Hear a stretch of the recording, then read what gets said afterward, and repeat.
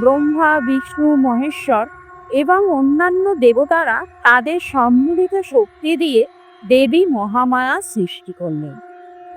দেবতারা মা দুর্গাকে নানা রকম অলংকার ও অস্ত্র দিয়ে সজ্জিত করলেন যুদ্ধের জন্য। বরুণদেব দিলেন শঙ্খ বা শাঁখ। মা দুর্গা তার বাম হাতে ধারণ করলেন শঙ্খকে। আমরা জানি শঙ্খের ধ্বনি মঙ্গলময়, যা মহাজাগতিক জাগরণের প্রতীক। আবার সেই যুগে যুদ্ধের শুরুতে শঙ্খধ্বনি করে শত্রুকে জানিয়ে দেওয়া হতো যুদ্ধের অভিপ্রায়। পুরাণ মতে সৃষ্টির আদিতে যখন সমগ্র বিশ্ব চরাচর জলমগ্ন ছিল, তখন শ্রীবিষ্ণু শাঁখের আধারে অবস্থান করছিলেন সমুদ্রের তলদেশে।